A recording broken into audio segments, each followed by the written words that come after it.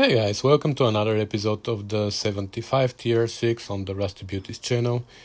And here we're going to continue with the saga of these carburetors. So in the last episode we took out the carbs, we wanted to clean them, inspect them quickly and put them back on the car, make it run and then tune them up. But what we actually achieved was after we cleaned the carburetors we couldn't even start the car properly and make it run so we can tune them up. Because to tune them up, we needed the car to be running on 06, right? But she wasn't. As you can see here, I was struggling a lot with that. And let's see what happened next.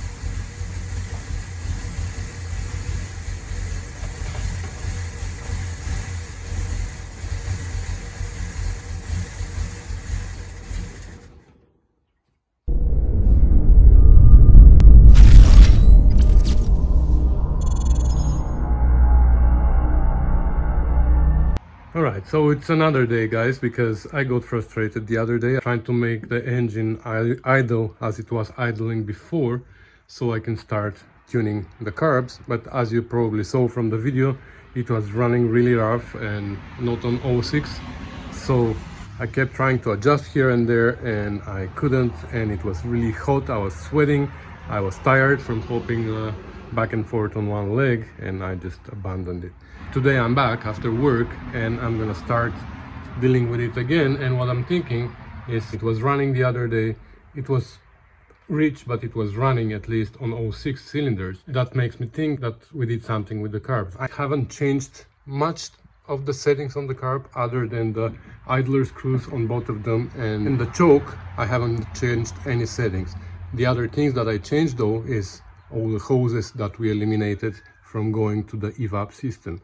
So maybe there was a vacuum leak somewhere before which was actually helping for the idling, and now that we eliminated the leak there's not enough air going in, so maybe we should adjust the air mixture screws on the side, or maybe I'm thinking if we do the T on this hose here and hook it up to here so she can get some more air to breathe. Another thing is I think I'm gonna connect the choke cables again so I can control the choke while I'm trying to start it. But what I also noticed is I forgot to disconnect the little wire from here, and now we have a dead battery again.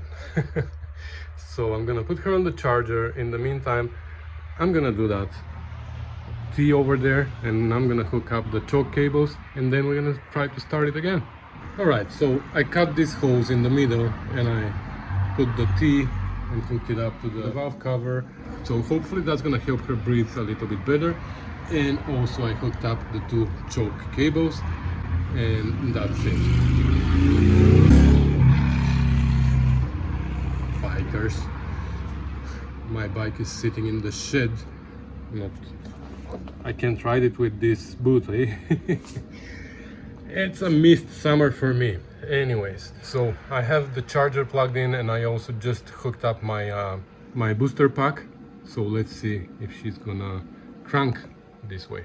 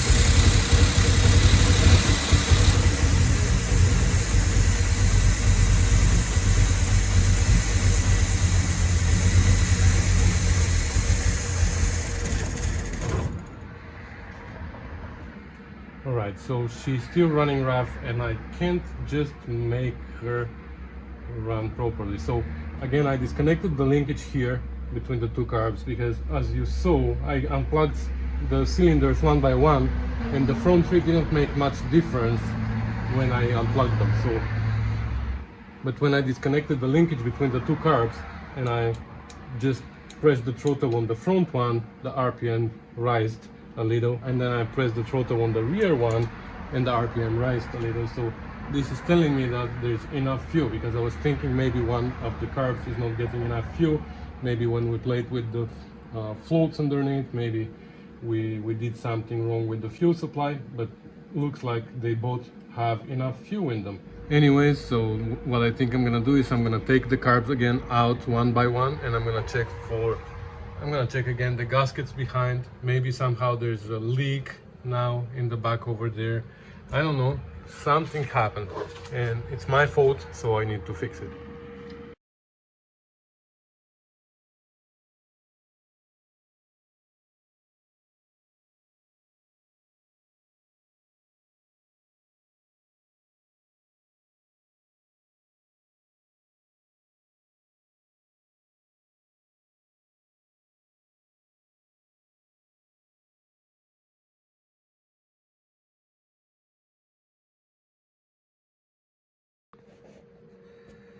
Alright, so the carbs are out again, and when I took them out, I tilted them and they spilled fuel from the bowls, so both bowls were full. There's no lack of fuel there, for sure.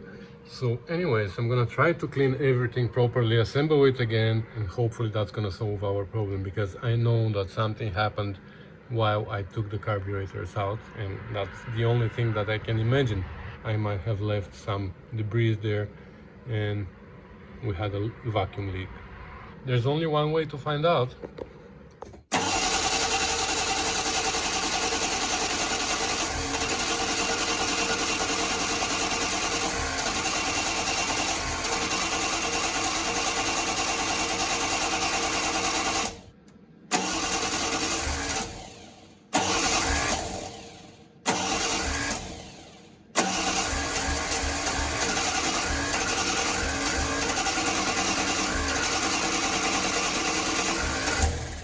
You know what, guys? I give up.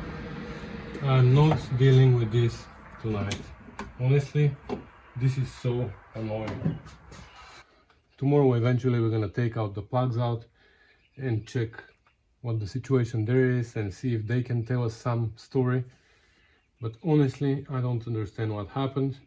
Anyways, I'm super annoyed, so I'll see you tomorrow. Alright guys, it's another day here and I already spent, I don't know, few hours. It's a weekend, so I spent almost all day here trying to figure out why this engine is running so rough, and sometimes it doesn't even run. So that was like really annoying, but I think I figured it out. So I played with the carburetors more than enough. I took them apart multiple times, checked the float bowl. It was, every time I took them apart, it was full, it wasn't flooding, so we had enough gas. I played more than enough with the carbs. The problem wasn't in the fuel system. I started taking out the plugs to see what that was gonna tell me, and every time I took them out, they were wet and flooded. Basically, the car was flooded, which means that we have gas, we don't have spark. But when I took out the center from the distributor and put it there, I had spark like crazy, which was telling me that my points were working properly, the coil was getting power. Then I started going further, so I pulled out the plugs and I did the same with each one of them, like this, and checking, and there was very weak spark or very intermittent spark on all of them. So then, because you know what happened when we checked with David the compression, you know how the ignition coil was making sparks on top, so I decided to change that. So this is the ignition coil that I'm talking about, and this is a 1975 car, which means that we have a ballasted ignition system, which means that we have two wires going to the ignition coil. I'm not going to explain the whole ballasted situation here, but what we have here is when the engine is running, we're getting power through the ballasted wire. This is the ballasted wire, which has 1.5 ohm resistance. But when we're cranking the engine actually, then we get power directly without any resistance through the white and yellow wire, which comes here from the starter relay. So when we're cranking the car, this gets energized as well, which energizes the ignition coil. So now the ignition coil is getting power without any resistance. But as soon as you let go of the key, once the engine starts, then this is not energized anymore, and now we're getting power only through this wire, which has 1.5 ohm resistance, and that has to do with starting the car when it's cold and everything. So I checked this, and everything here works well. This wire has 1.5 ohm resistance. This wire is getting energized when it's supposed to be energized. So the problem wasn't here as well. So then I decided to change the ignition coil. The problem is though that I don't have a 6-volt ignition coil, which means 1.5 ohm resistance between the terminals. I have one which has 3 ohm resistance between the terminals, which is designed for non-ballasted systems. So that's why what I did was I took this yellow wire, and through a fuse I connected it directly to the positive of the battery over there. Then I also changed this wire, which is the negative of the ignition coil, to the distributor. That's where the points are sending signal to the ignition and tells it when to spark. So I also changed this wire because the original wire is here, but I didn't trust it. So I changed that as well, and the car still didn't run. Like, it didn't run well at all. It would run for a while, very poor, and then it would stop running at all. And then I would take all the spark plugs out, clean them, and they were all wet every time I took them out. So finally I decided to take out the spark plugs, and these are the spark plugs. So they say PPR6ES NGK. But I just happened to have new spark plugs, and I put them on, and that's what the result is. Now I can't use the ballasted wire, that's why I have to turn the ignition on this way by plugging in directly the ignition coil to the battery. And now here through the starter relay, because I'm too lazy to go inside, I can just energize this terminal of the relay, and there you go.